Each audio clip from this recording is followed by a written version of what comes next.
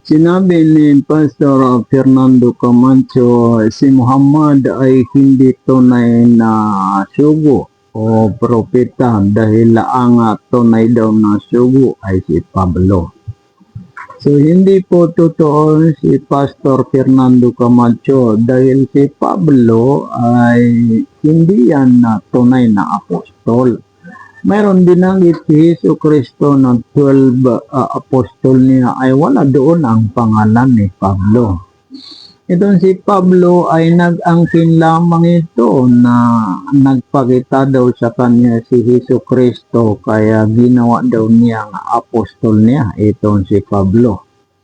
Abay marami din mga Kristiyano na nagsasabing nagpakita sa kanila si Jesu Kristo. So, hindi naman tayo maniniwala diyan dahil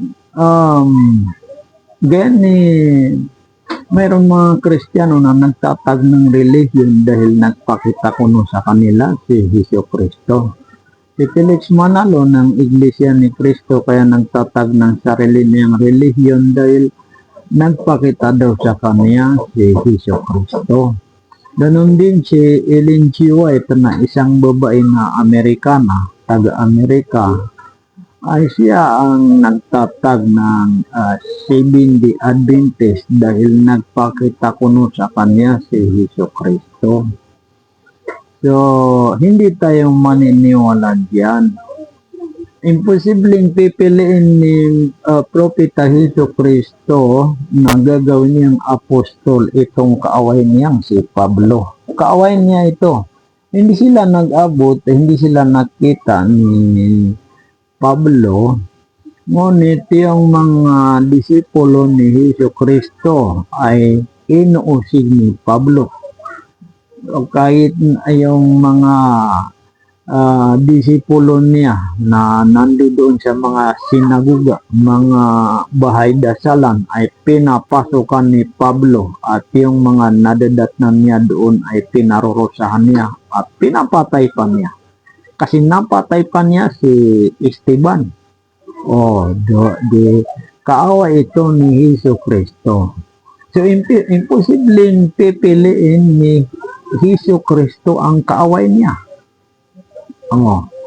Gaya ni Propeta Moises, imposibleng pipiliin niyang kasama niya si Paraon ng kaaway niya.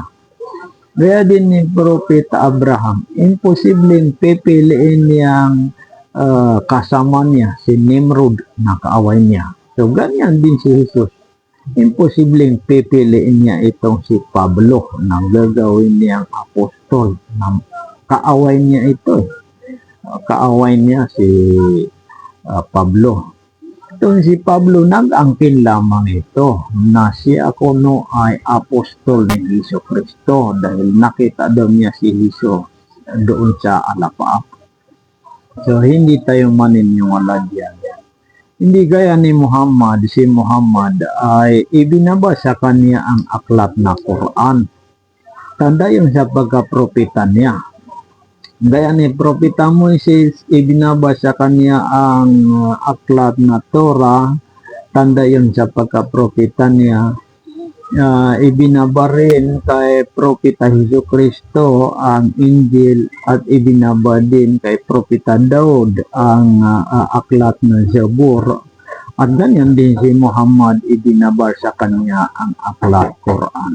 Samantalang si Pablo ay hindi naman kaniya ang Biblia. Mayroon siyang mga salita, pero mayroon pang mga kaduda-duda ang galing kay Pablo.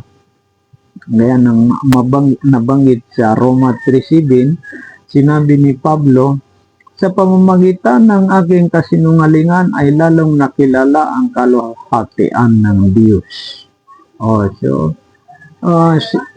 Itong si Pablo, siya mismo ang nagsabi na mayroon siyang kasinungalingan. So bakit ako maniniwala kay Pablo? Inamin niyang siya ay sinungaling. So hindi po totoo si Pablo na apostol ni Jesu Kristo. Nagsisinungaling siya eh. So hindi po totoo na si Pablo ay apostol ni Jesu Kristo kasi kaaway niya ito. Ngunit si Pablo lang ang nag-angkin na ginawa daw apostol ni Hesus Kristo dahil nakita daw niya si Hesus Kristo sa alapaap. So, hindi po yan na mapaniwalaan. So, itong si Muhammad ay tunay na sugo na banggit dito sa Quran na 33:40, sugo siya ng Diyos. Si Muhammad, mabuting tao. Kahit sa Google, isearch mo who greatest man in the world in history. Makikita mo doon number 1 si Muhammad. Wala doon ang pangalan ni Pablo.